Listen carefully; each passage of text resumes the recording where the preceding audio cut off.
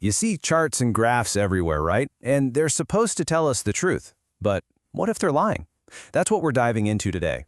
We're going to become data detectives. I'll show you how to read the real story in the data, and more importantly, how to spot when that story is a total fake. Okay, so let's get right into it. Charts that lie. You know, we see these things all the time. News reports, work presentations, you name it. And we just trust them, don't we? We see them as cold, hard facts.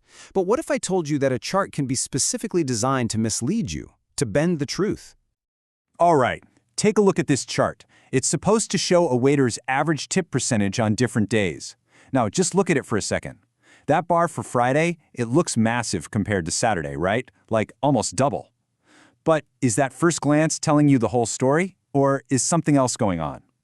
So let's just ask the question straight up. Based on this chart, does it look like people are tipping twice as much on Friday as they are on Saturday? I mean, visually, it's a definite yes, right? The blue bar is literally about twice as tall. But that visual trick is hiding what's really going on with the numbers.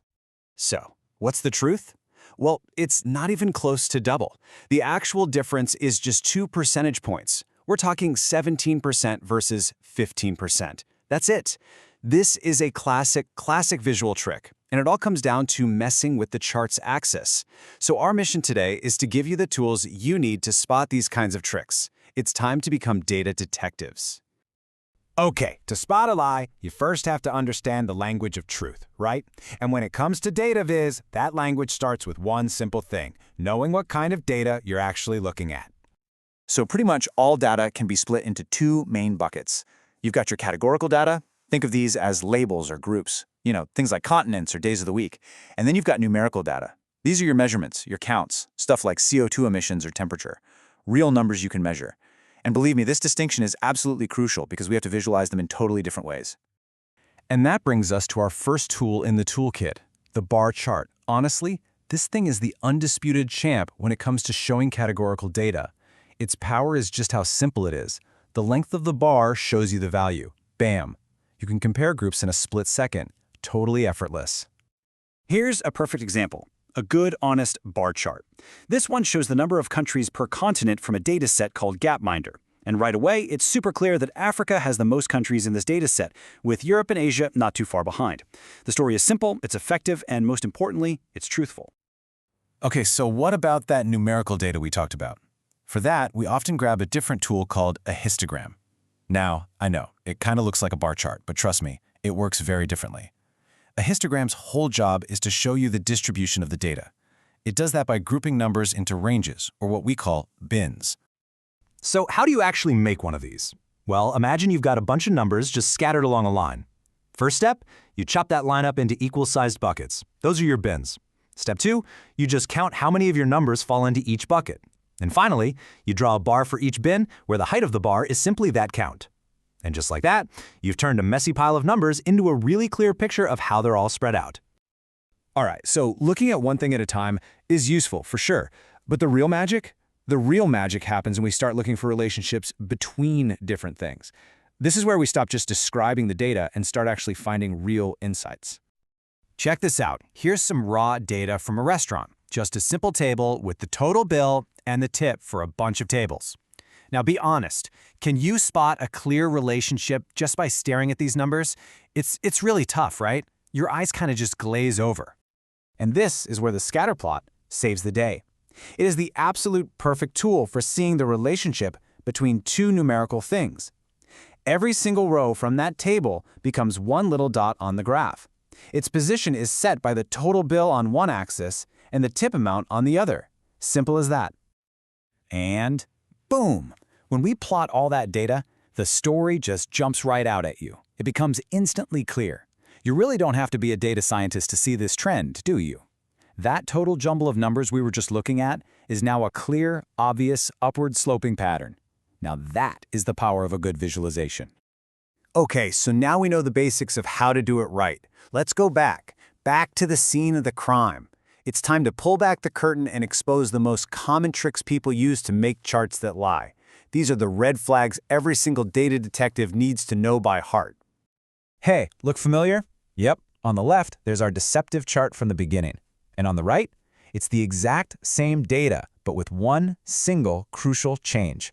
The vertical axis starts at 0 where it's supposed to.